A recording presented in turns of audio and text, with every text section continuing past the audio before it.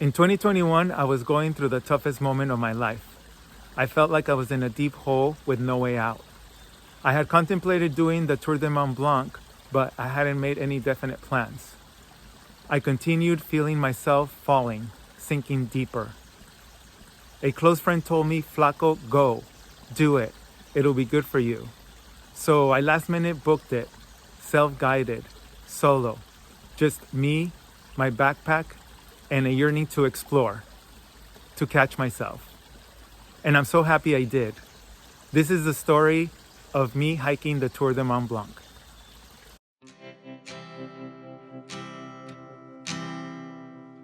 The Tour du Mont Blanc is one of the most iconic long-distance hikes in the world. A loop around Mont Blanc, the highest peak in the Alps, passing through France, Italy, and Switzerland. About 170 kilometers, just over 100 miles, 10 days of hut-to-hut hiking through some of the most breathtaking mountain scenery on the planet. I remember getting to Chamonix and looking up at those mountains for the first time. Intimidating for sure, and I was about to walk around all of that alone.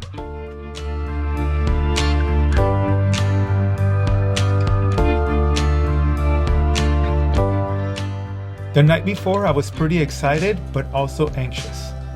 I was in my hotel room in Chamonix going over the map over and over. No guide, no group, just me and a route I had to figure out on my own. I didn't know if the distances were manageable. In fact, I didn't know a lot of things. But pretty soon, I found out that the TMB, as it is called, is one of the most well-marked trails in the world. There are signs everywhere. You basically can't get lost. Well, you could if you are directionally challenged. I had to laugh at myself when I figured that out.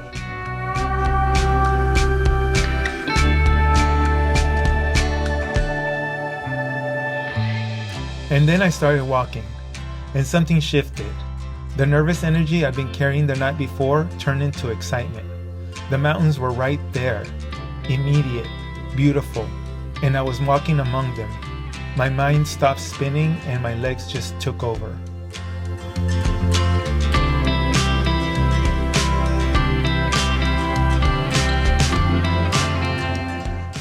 And I hiked and climbed. This happens when you immerse yourself in nature. You get lost in the beauty of it. It was difficult, but I pushed through.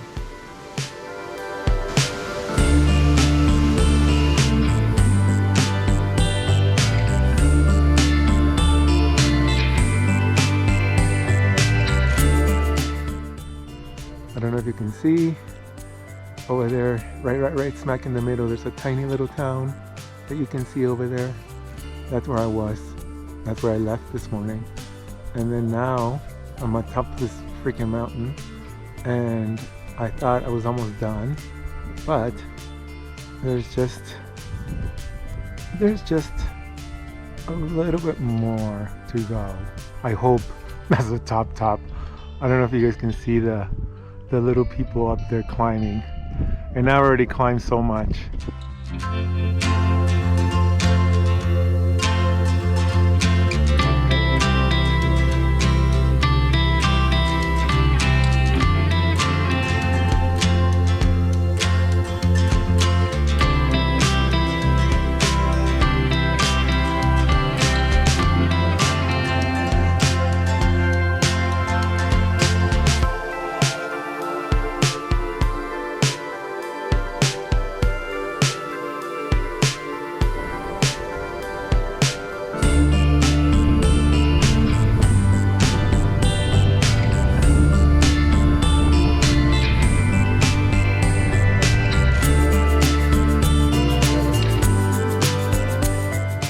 Crossing into Italy, going over the Col de Seigne was a journey. Once I got to the top of the climb, it's breathtaking. There's a huge valley with mountains on both sides as far as you can see. Then I started the descent, and as I took one step in front of the other, immersing myself in this huge valley, I remember why I came. Suddenly, looking at a sprinkle of flowers here and there brought deep emotions. and feelings resurfaced.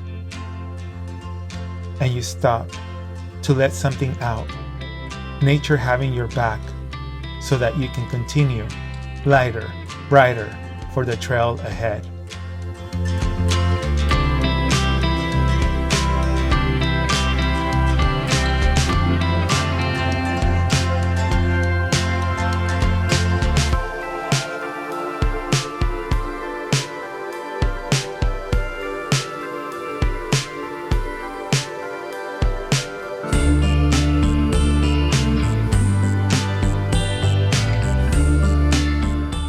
The descent into Courmayeur was grueling. After 4 days of back-to-back hiking, my legs were tired and my feet swollen. And for the first time, I started asking myself, can I actually finish this? I was lucky I got some advice from some Hungarian hikers to put my feet up to help my swollen feet. I did that night, and wow, it did really help. From then on, I did this every night.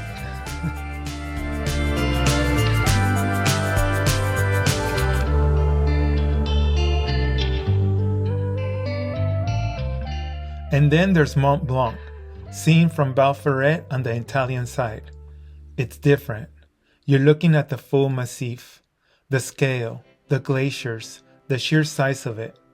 I've been walking around this mountain for days, and seeing it from this angle was just stunning.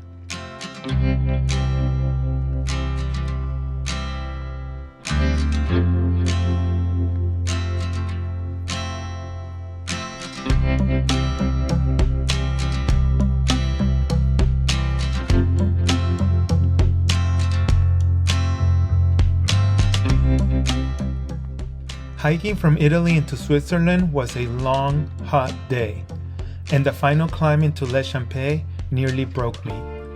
Every step felt like a negotiation.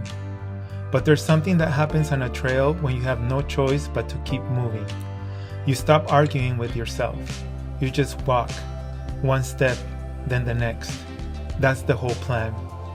And when you arrive, and the lake is right there, still and quiet, you think, I did it! There was a side climb I wanted to do, the Col de Ferret, near a glacier, but my legs had other ideas. Sometimes your heart wants something and your body says no. On a long multi-day hike, you learn to listen to your body, but maybe another time.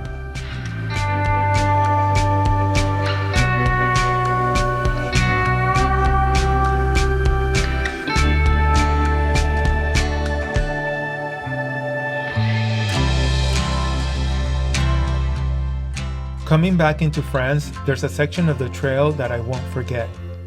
A corridor with a majestic lake, the mountains reflecting off the water. Still, quiet, almost surreal after everything the trail had put me through. I think that's when I knew I was going to make it. Not just finishing the hike, something bigger than that. The mountain had been with me the whole time. I just hadn't noticed until that moment. It inspired me to keep going.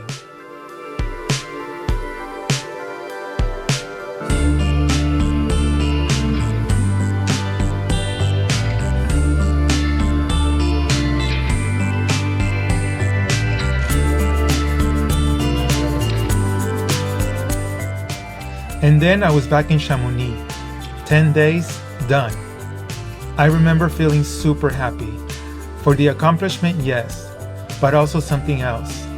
A new energy, lighter, like the trail did something for me that nothing else could.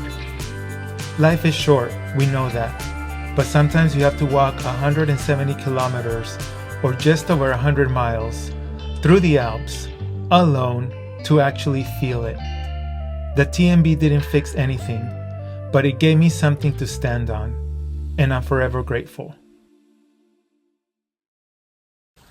That was 2021, and I've been hiking ever since. In 2025, I did the Altavia 1 in the Dolomites, and this summer I will be doing the Walker's Haute route, going from Chamonix, France to Zermatt, Switzerland. 14 days over the Swiss Alps. That's gonna be a big one. If you're new here, this is what this channel is about. The trails, the stories, the moments in life where you're going through ups and downs, and how nature will always have your back. Subscribe and follow along. Vamos!